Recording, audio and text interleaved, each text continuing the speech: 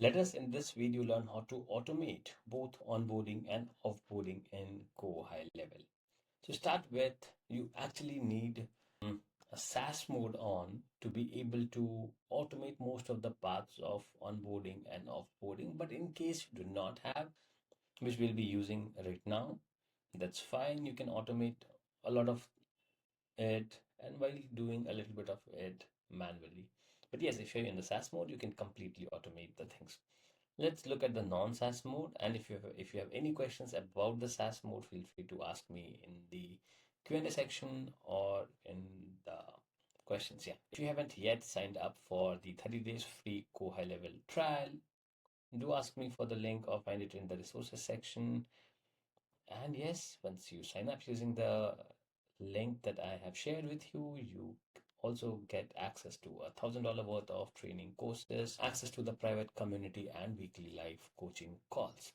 Okay, so let's get started with creating an onboarding snapshot. That is the first step that you do. So you come to in the agency view, you come to account snapshots, and you set up one of your sub account as sample or as the key account that you would be replicating every time. So once you have that specific sub account ready with that specific niche, let's say you are working with real estate and you have created a sub account, that is the exact sub account how which you want to replicate for all the next real estate clients.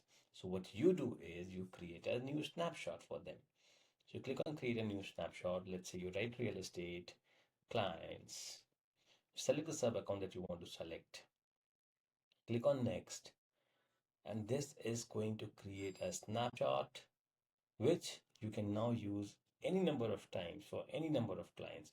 So you see, these are the things that you want to add to the snapshot.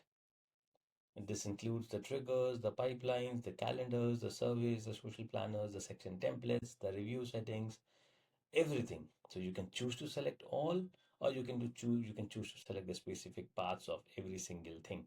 So depending on how you have designed or structured your snapshot, once you have done that, you will be having a link like this, which now you can use as a snapshot.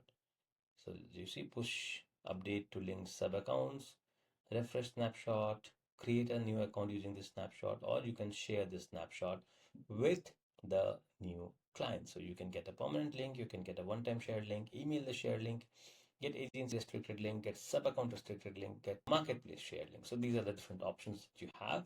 So once you have created the snapshot, you can accordingly create the link and share it with new clients and your onboarding manager or the accounts manager who can now walk through the of the snapshot with the client.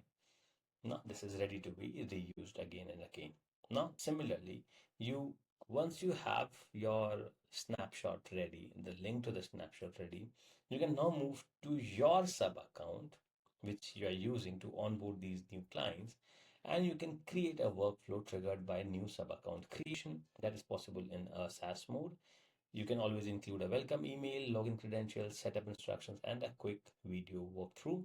Add follow-up reminders for calls or tasks. That's step two. In step three, what you can do is you can assign tasks to your internal teams. You can use task automations to alert your team when a new client joins. Assign steps like strategy call, asset collection, or campaign launch. Step 4, you can use forms to collect client info. Include a branded onboarding form in the welcome sequence. Collect assets like logo, social media links, add copies and credentials, and so that there are no back and forth multiple emails.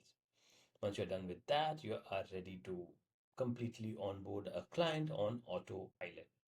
Now, once that is done, you are also talking about setting up offboarding workflows. So what you do is you create a workflow triggered by contract cancellation or plan downgrade. You send a thank you email, final deliverables, and a survey link. Automatically revoke user access, pause the campaigns, and tag them as inactive. So you can automate all of these in SaaS mode.